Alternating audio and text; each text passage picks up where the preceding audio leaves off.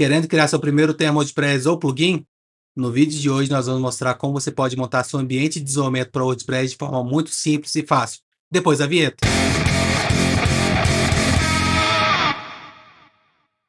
Se você acompanha o nosso canal há mais ou menos um ano, você já deve ter visto que a gente tem um artigo e um vídeo onde a gente mostra como montar um ambiente de desenvolvimento de WordPress de forma muito simples, usando somente Docker e Docker Compose. Porém, a forma que eu vou mostrar no vídeo de hoje é muito mais simples. Você só precisa do Docker e do NPM.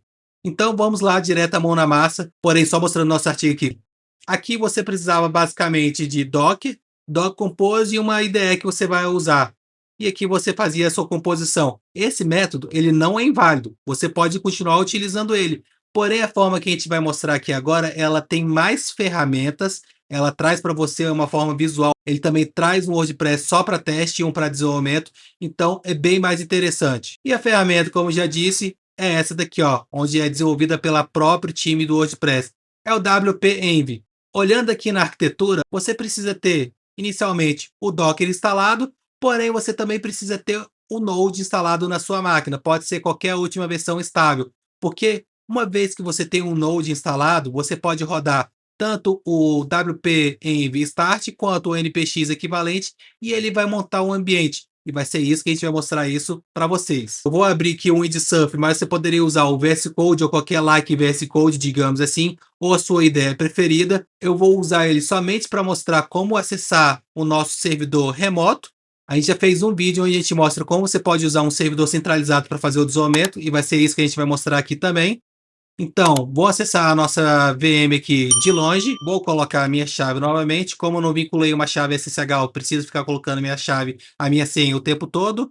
Dá uma olhadinha no vídeo onde eu mostro dicas de SSH, que lá a gente mostra como você pode vincular sua chave SSH de forma muito simples. Então, ok. O que você precisa ter? Vou abrir o terminal. Você precisa ter pelo menos um Node instalado. Eu estou com a versão 25.3.0. A instalação dela eu fiz usando o ASDF. Recomendo que vocês usem ele.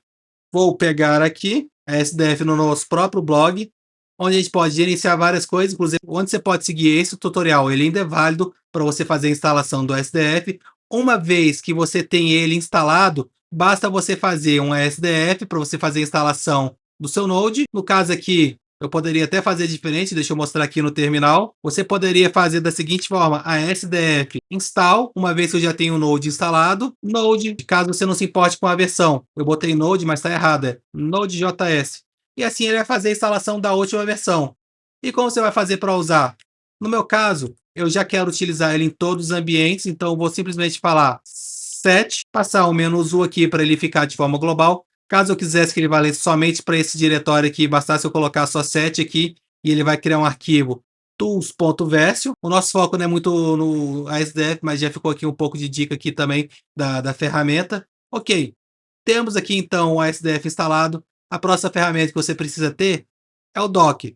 O Docker, a forma que você vai fazer a instalação muda bastante de acordo com o seu ambiente. O que eu mais recomendo que você faça é, se você está usando o Windows, Docker Desktop. Se você está usando o Mac, Docker Desktop. Se você está usando qualquer derivação de Linux, basta você colocar aqui, ó, how to install Docker Ubuntu, por exemplo. E aqui você já vai cair, ó, na documentação oficial, já está até roxinho aqui, da própria Docker, onde ele vai mostrar o que você precisa fazer, a instalação bem simples. Você pode aproveitar e rodar todos esses passos aqui, com um detalhe muito importante, que eles até colocam como dica que, no final de toda a instalação Docker, para você não ter que ficar rodando sudo o tempo todo, você tem aqui o pós-install, que recomendo que você rode para você não ter que ficar rodando sudo, Docker o tempo todo. É bem interessante seguir esse tutorial aqui, ok?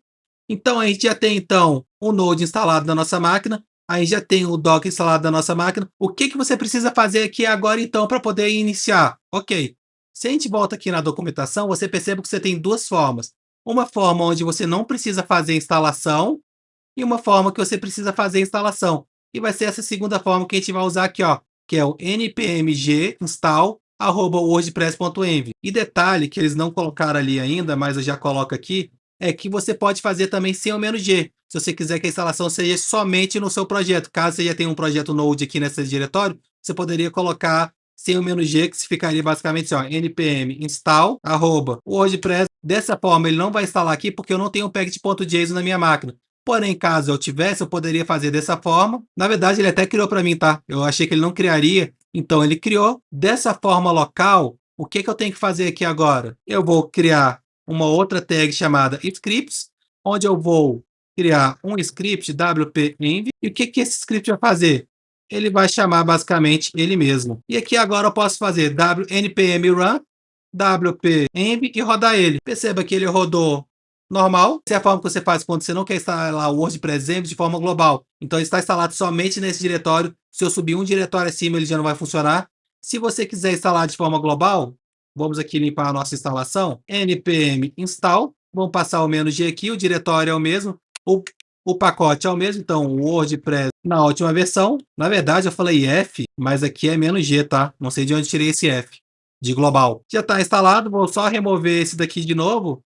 Então, agora, em vez de eu ter que fazer npm run, como eu não tenho mais esse script aqui como estava aqui, eu vou simplesmente fazer wp-env, porque o node módulo global já está no meu path. Limpar aqui e vamos iniciar, então, ele de forma básica. Perceba que ele soltou um aviso para a gente falando que eu não tenho um wp-json.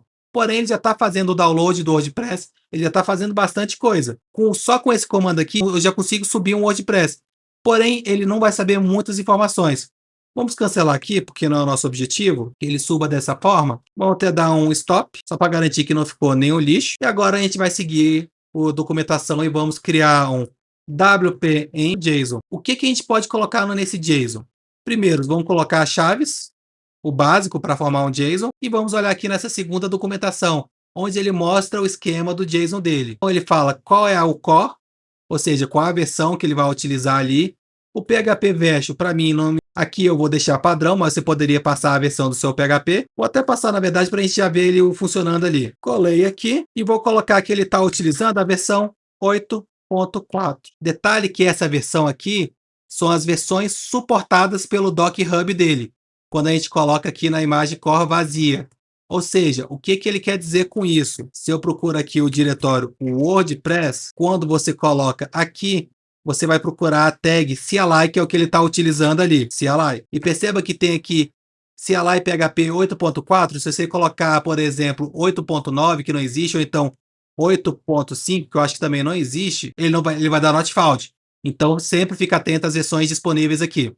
Ok? Então, vamos aqui e vamos colocar vírgula para poder entrar na próxima linha. Vamos colocar temas. E aqui você vai poder botar uma lista de diretórios. No nosso caso, eu vou colocar aqui, entre aspas mesmo, e vou colocar aqui o caminho dele vai ser o tema desenvolvimento. E aqui dentro eu vou ter que ter a estrutura mínima de um tema para ele funcionar. O que mais você pode colocar? Suporte de teste, as configurações e N outras coisas que eu não vou me aprofundar aqui. Eu vou mostrar mais a parte básica. Se você tiver mais curiosidade, recomendo que você dê a olhada na documentação. Então agora vamos rodar aqui o env e vamos rodar o start. Perceba, tá, ele deu o mesmo erro, por quê? Porque eu coloquei o nome do arquivo errado. Então vamos renomear ele, que é wp-env.json. Agora sim, esse é o arquivo válido para ele. Podemos fazer o start. Esqueci só de passar aqui o ponto barra para ele ficar como um tema válido. Então esse é o diretório onde ele está rodando. Vamos rodar aqui de novo. Agora ele já reconheceu que esse tema é válido e ele vai iniciar aqui a subida do nosso WordPress. Vamos aguardar um pouquinho e vamos esperar ele subir. Eu tomei um erro falando que a porta já está em uso. Então eu parei aqui só para verificar se alguma subida incompleta minha estava ali. E eu também destruí qualquer coisa que existia. Uma outra forma que você poderia fazer é rodar um doc ps. Vamos verificar que a gente tem um outro WordPress aqui rodando, porque foi justamente que eu rodei para esse cenário. O que que eu posso fazer? Subiu aqui há 2 dias. Eu tenho 2 ações sobre isso. Eu posso entrar nesse diretório e parar também o WordPress, ou posso vir aqui e falar roda em outra porta. No nosso caso, o nosso objetivo, para o nosso cenário, eu não quero ter mais de WordPress rodando, então o que eu vou fazer? Vou só simplesmente subir um nível aqui e vou parar ele, que já está parando ali, ó.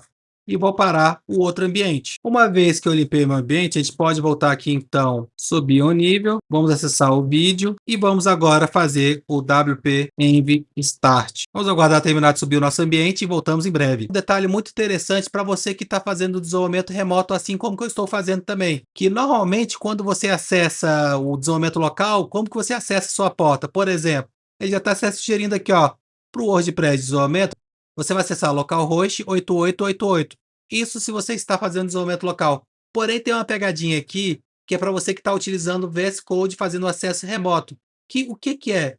O VS Code, por padrão, ele já consegue fazer para você um port forward. O que que significa isso? Que ele vai pegar tudo que está rodando na porta no seu servidor remoto e vai trazer para o localhost. De forma que, se você clica aqui a nível de portas, você consegue ver todas as portas, qual é o endereço que você consegue acessar o local e qual é o endereço que ele está de forma remota. Se eu simplesmente clicar aqui, tem o mesmo objetivo, ele já está lá acessando. Uma outra coisa que você pode fazer se ele não pegar de forma automática é o seguinte: se você quiser, você coloca 8888, aperta Enter, que ele já vai fazer isso para você. Vamos então aqui agora acessar o nosso WordPress, que já está ali rodando. O admin dele é bem simples. Vamos colocar admin e a senha é password. Aqui, ó, abaixo, alguns templates que estão instalados, mas estão incompletos. E o que você poderia fazer para ter um template completo? Basta que você tenha aquela estrutura mínima de um tema. Ou poderia pegar da própria documentação, da seguinte forma: WordPress, Get Started. Vamos descer aqui para desenvolvendo o seu primeiro tema. E aqui ele vai mostrar a estrutura básica. O que você achou dessa forma de montar sua ambiente de isolamento? Apenas 2 cliques, WordPress e Node, e você já está com ele totalmente montado. Já conhecia? Deixa aqui nos comentários se você gostou dessa dica. Se você não conhecia o nosso canal ainda, considere se inscrever, ativar o sininho e nos vemos no próximo vídeo. Até